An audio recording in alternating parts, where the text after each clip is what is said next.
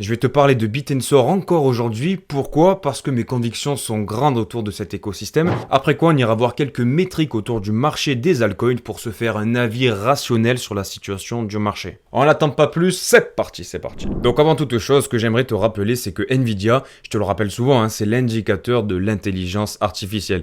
Il est le représentant de ce secteur-là, au même titre que le Bitcoin l'est pour les altcoins. Lorsque le BTC monte, les crypto-monnaies montent, et lorsque le BTC descend, les crypto-monnaies se casse la gueule. Et c'est vraiment très violent. Bon bref, et le point à surveiller de près qui va être très important à suivre, c'est les résultats trimestriels de Nvidia. Comme toutes les grandes entreprises qui sont listées en bourse, l'entreprise se doit tous les 3 mois de faire un rapport sur ce qu'elle a gagné, le chiffre d'affaires, la marge, les bénéfices, etc. Et ce rapport, ces résultats vont tomber le 20 novembre 2024, donc dans maintenant 2 jours.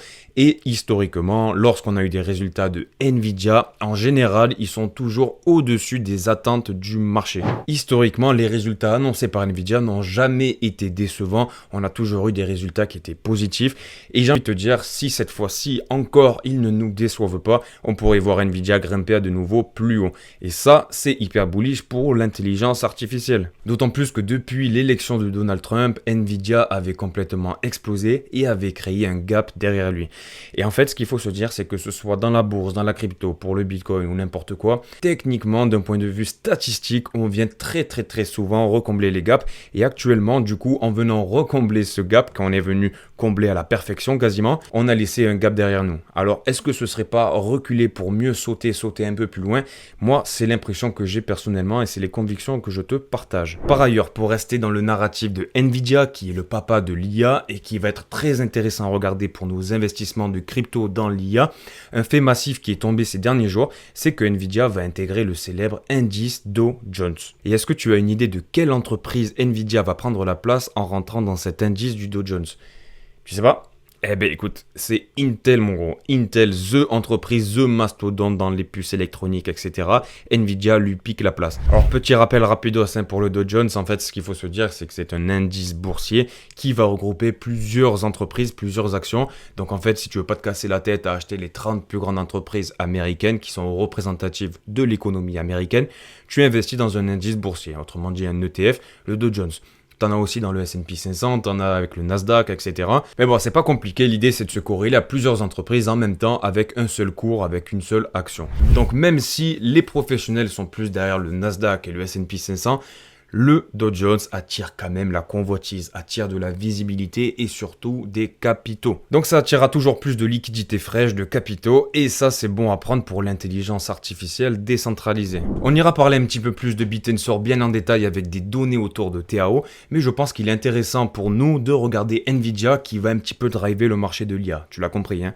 Bref, revenons à nos moutons. Ce que j'aimerais te parler aussi aujourd'hui, c'est qu'on a des sénateurs américains qui remettent des capitaux dans Nvidia.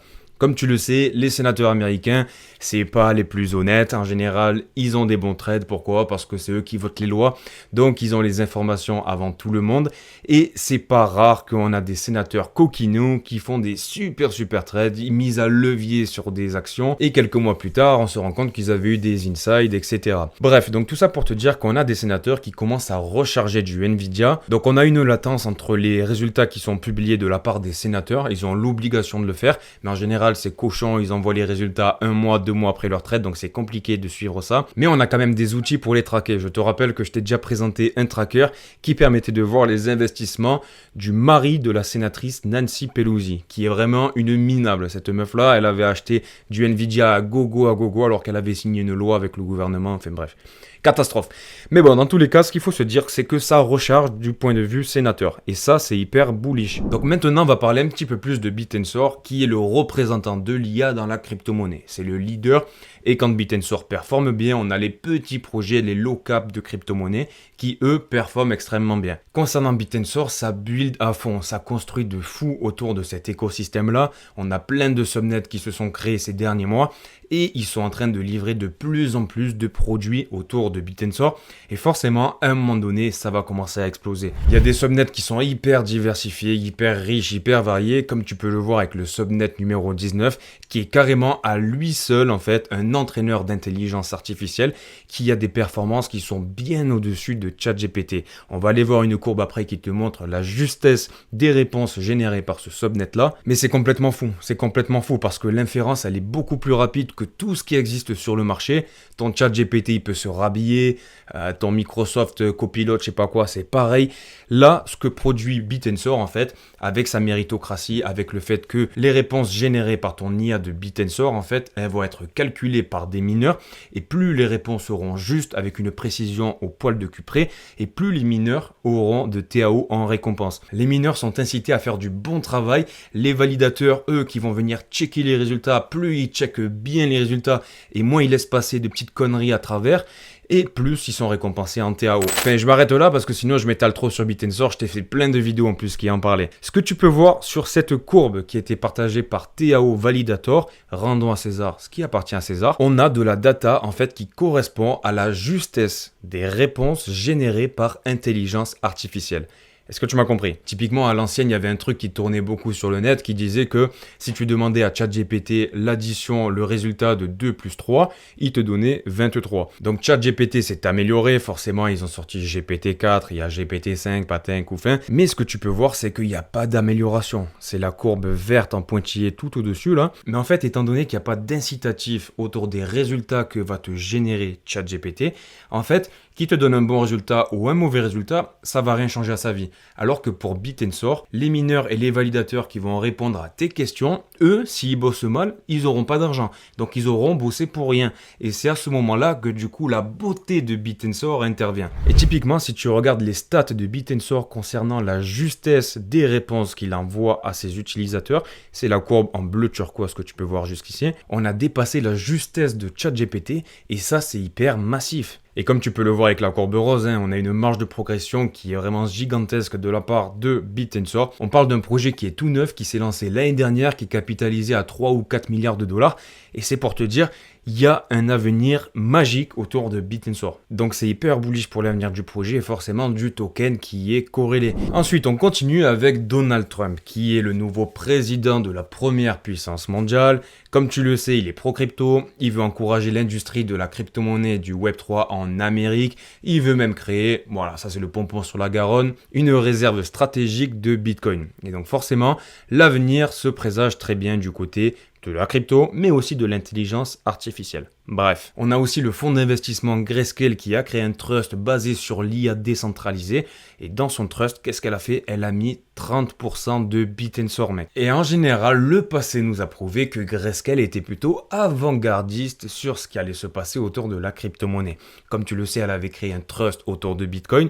Qu'est-ce qui s'est passé derrière?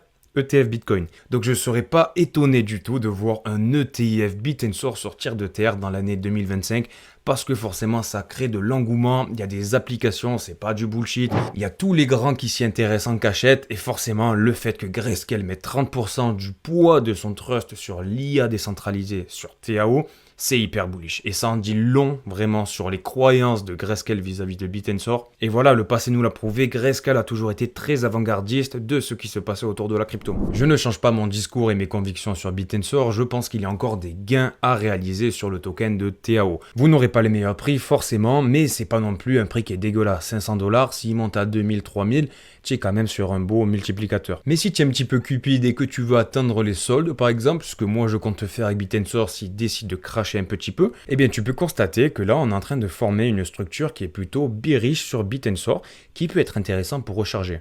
Là ce que je suis en train de te dessiner, tu sais ce que c'est. Épaule, tête, épaule. Et en général, la descente que tu as eue ici, tu la retrouves là. Donc est-ce qu'on n'aurait pas une dernière opportunité pour entrer sur Bitensor? Ben écoute, c'est pas impossible, d'autant plus que voilà, on a fait des gains très rapidement et en général, ben, le marché aime bien corriger pour respirer, assainir le marché et repartir de plus belle. Donc venir retaper cette barre des 400 $, personnellement, moi j'ai des ordres qui attendent sagement pour rentrer fort. Bon, on a assez parlé de Bitensor, c'est bon, parlons un petit peu du marché des altcoins. Comme tu le sais, pour regarder un petit peu l'évolution du marché sur les altcoins, ce qui est intéressant de surveiller de près, c'est la courbe du Total 2 et du Total 3. Bon, et si tu te concentres sur la courbe du Total 2, tu peux te rendre compte qu'on est en train de reproduire des charts techniques qu'on avait réalisées en 2021, juste avant l'alt saison, où on avait une cassure de la résistance qui avait été formée entre le top du précédent sommet historique et du top de la correction de mi-cycle, juste là.